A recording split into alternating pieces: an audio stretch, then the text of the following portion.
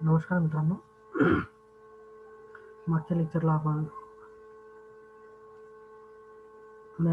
Preparation of ॲसिटिलीन पाहिलं.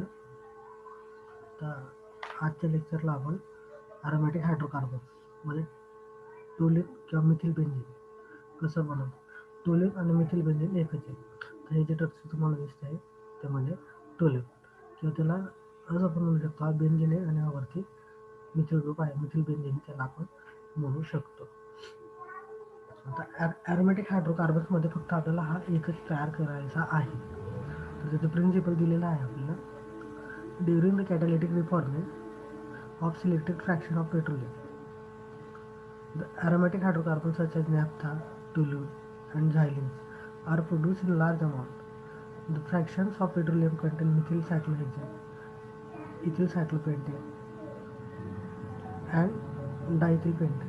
For example, toluene is produced from methyl cyclohexane by dehydration process.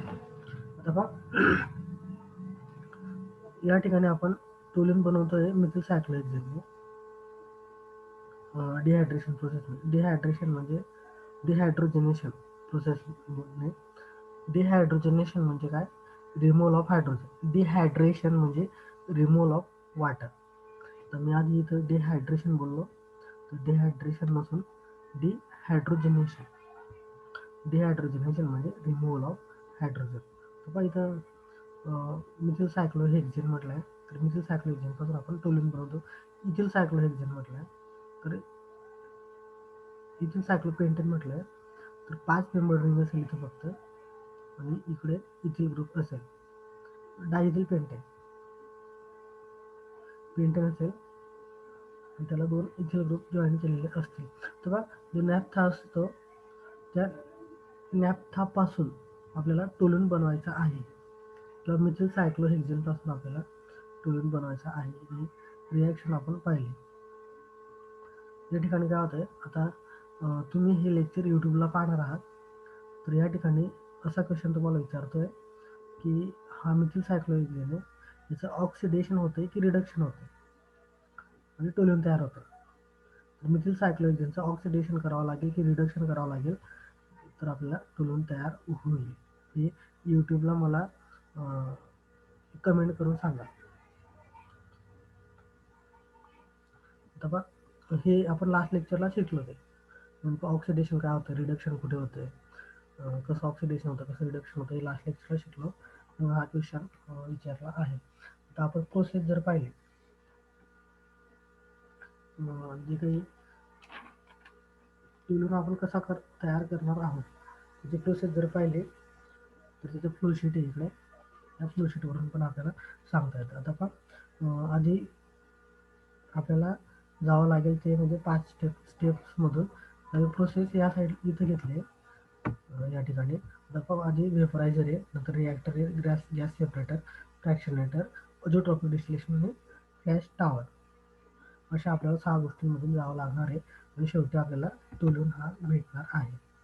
तर आधी काय केलं जातं, नॅफ्था असतो पेट्रोलियममधून भेटलेला, पेट्रोलियम प्रॉडक्ट्स जे असतात, तो नॅफ्थाला आधी हीट केलं जातं near about 575 degree Celsius, 575 degree सेल्सिअसला त्याला हीट केलं जातं. आणि एवढा heated in presence of hydrogen सोबत त्याला हीट केलं जातं. हीट केल्यानंतर या वेपरायझरमध्ये त्याला हीट केलं जातं 575 डिग्री सेल्सिअसपर्यंत. ते हीट केलं तर तो जर सॉलिड असेल त्याचं कन्व्हर्जन लिक्विडमध्ये होईल, आणि जास्त हीट केलं तर त्याचं कन्व्हर्जन गॅसमध्ये होईल. आता 575 म्हटलं तर खूप जास्त आहे, तर म्हणजे त्याचं कन्व्हर्जन डायरेक्ट गॅसमध्ये होईल. ते वेपरायझरमध्ये त्याचे वेपर्स तयार होतील, आणि ते वेपर्स जे गॅसियस मिक्सचर जे असेल ते सगळं मिक्सचर रिॲक्टरमध्ये पाठवलं जाईल.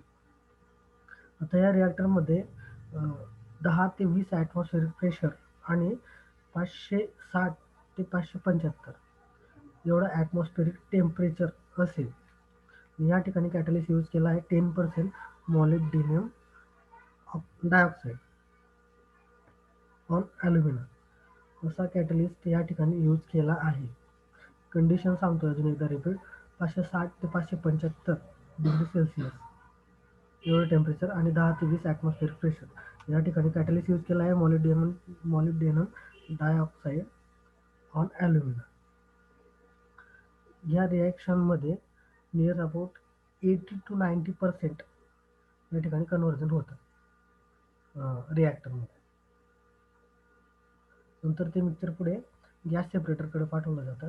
तर या ठिकाणी हायड्रोजन होता आणि गॅसेस होते, बरेच गॅसेस आहेत त्या ठिकाणी. तर गॅस सेपरेटरमध्ये काय केलं जातं, याला कंडेन्स केलं जातं. जे कंडेन्स लिक्विड असेल ते खाली राहील आणि जे गॅसेस असेल हायड्रोजनसोबत गॅसेस जे काही असतील ते 5 ते 10 ॲटमॉस्फिअरिक प्रेशरला इकडे 5 ते 10 ॲटमॉस्फिअरिक प्रेशर दिलं जातं आणि ते हायड्रोजन आणि जे गॅसेस असतात इकडून पुन्हा रिसायकल केलं जातं गॅस सेपरेटरमध्ये. इथून गॅस सेपरेट केला जातो आणि लिक्विड जे असतं ते लिक्विड फक्त राहू दिलं जातं. ते लिक्विड फ्रॅक्शनेटरकडे पाठवलं जातं. फ्रॅक्शनेटर.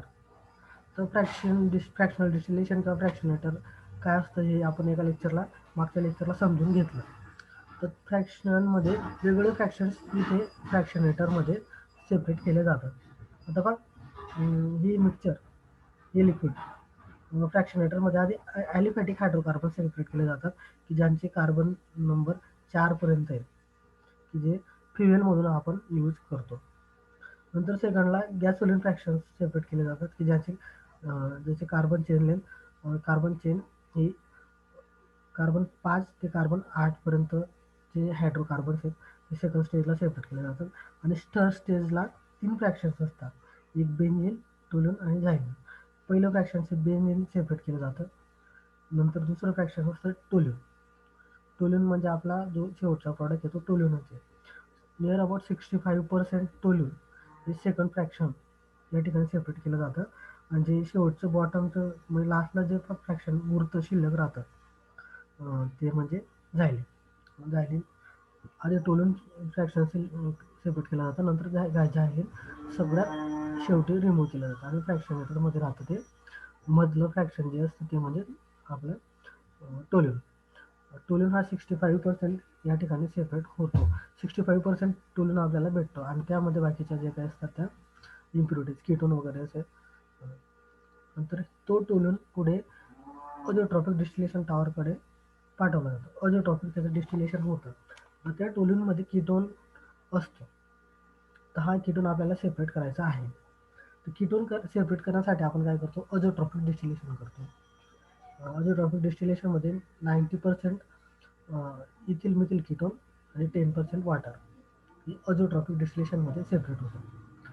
नंतर ते या डिस्टिलेशनमध्ये कीटोन जर सेपरेट झाला, इकडे कीटोनला प्युअर केला आहे, वॉटर सेपरेट केलं आहे कीटोनमधून, नंतर कीटोनला डिस्टिल आउट करून कीटोन इथं सेपरेट केला आहे. या साईडला कीटोन आपण सेपरेट करतो. नंतर हे मिक्सचर पुन्हा फ्लॅश टॉवरकडे जातं.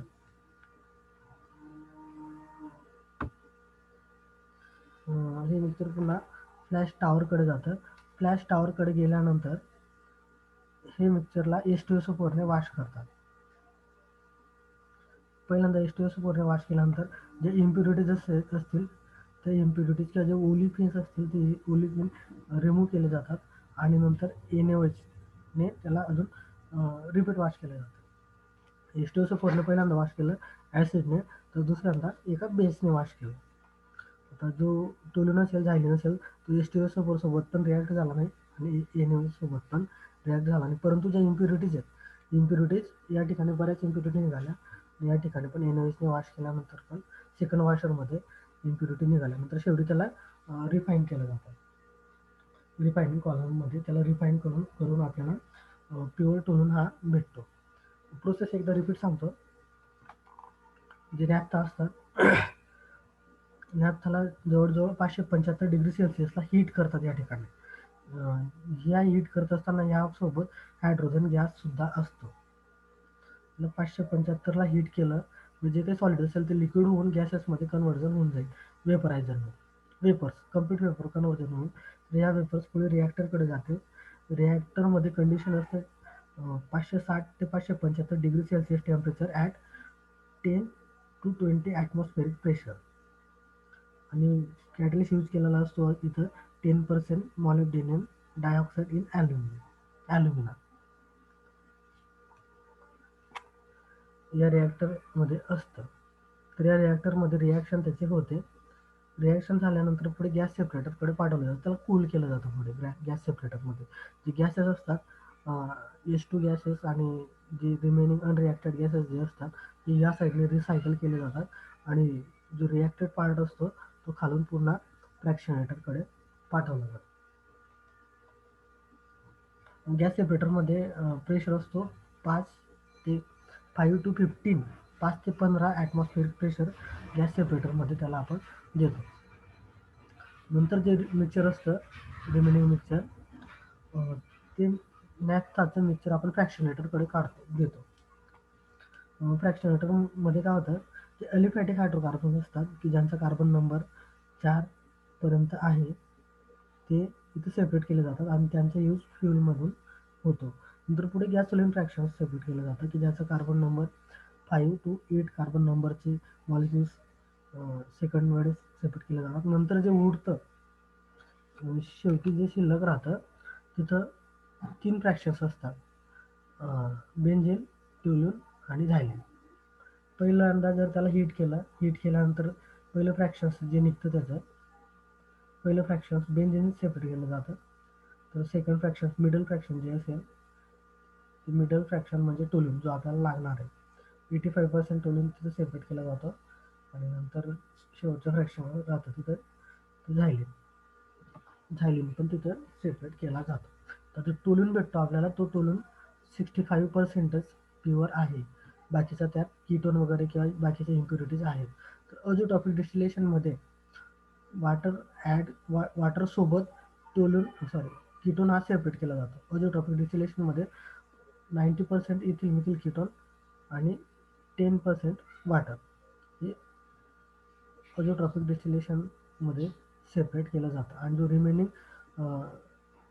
टोल्यून असतो तो फ्लॅश टॉवरकडे पाठवण्यात येतो आणि कीटोन आणि वाटर या ठिकाणी सेपरेट केले जातं. वाटर सेपरेट करतो आपण या ठिकाणी. तर कीटोनला डिस्टिल आउट करून प्युअर कीटोन आपल्याला या ठिकाणी भेटतो आणि वॉटर सेपरेट होतं. तर पुढे जे टोल्यूनचं मिक्सचर असतं या ठिकाणून अझोट्रॉपिक डिस्टिलेशनमधून भेटलेलं ते टोल्यूनचं मिक्सचर फ्लॅश टॉवरकडे जातं. फ्लॅश टॉवरकडे एकदा हा टोल्यून फ्लॅश टॉवरच्या बॉटमला आपण H2SO पर्यंत याला वॉश करतो. नंतर सेकंड वॉश त्याला NaOHने देतो. H2SO पर्यंत बाकी इम्प्युरिटीज जे असते ती इम्प्युरिटीज रिमूव्ह केली जाते. सेकंड वॉशरमध्ये NaOHने त्याला वॉश करतो आपण की जे काही इम्प्युरिटीज असेल अजून ती रिमूव्ह करतो आणि प्युअर टोल्यून जो असतो त्याला रिफाईन करतो आणि शेवटी आपण नियर अबाउट 99% टोल्यून या ठिकाणी सेपरेट होतो. 99% प्युरिटीचं टोल्यून आपल्याला या ठिकाणी भेटतो रिफायनिंग कॉलमपर्यंत. तर याचे युजेस पाहतो. Uses of toluene. युजेस जर पाहिले toluene uses for preparation of following compounds. हे जे खाली कंपाऊंड दिसत आहेत त्यामध्ये टोल्यून यूज होतं. एक पहिला आहे बेंझिल क्लोराईड. म्हणजे टोल्यूनला आपण क्लोरीन लावला वरच्या मिथिल ग्रुपला तर बेंझिल क्लोराईड होईल. तर benzyl chloride, benzyl alcohol, benzoic acid, benzaldehyde, trinitrotoluene, phthalic anhydride etcetera जसं आपण टोल्यूनने बनवू शकतो. अशा प्रकारे आपलं हे चॅप्टर संपलेलं आहे. आपलं नेक्स्ट चॅप्टर आहे फर्मेंटेशन इंडस्ट्री. अल्कोहोल फर्मेंटेशन्स वगैरे आपण फर्मेंटेशन इंडस्ट्री या चॅप्टरमध्ये अल्कोहोलिक बिवरेजेस जे काही असतात ते कसे बनवले जातात ते आपण इन डिटेल फर्मेंटेशन चॅप्टरमध्ये शिकणार आहोत.